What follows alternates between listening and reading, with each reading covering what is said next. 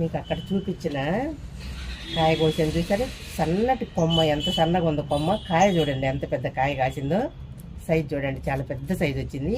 ఇప్పుడు నేను ఈ కొమ్మని మళ్ళీ నాటబోతున్నాను. చూసారా ఇక్కడ కాయ వచ్చింది కాబట్టి ఇది కొంచెం చెక్కేసి ఇక్కడ పక్కన పెడదాం.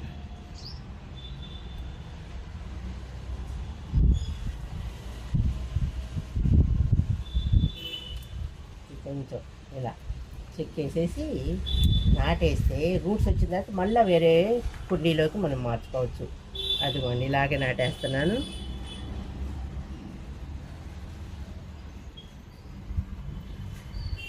ఓకే,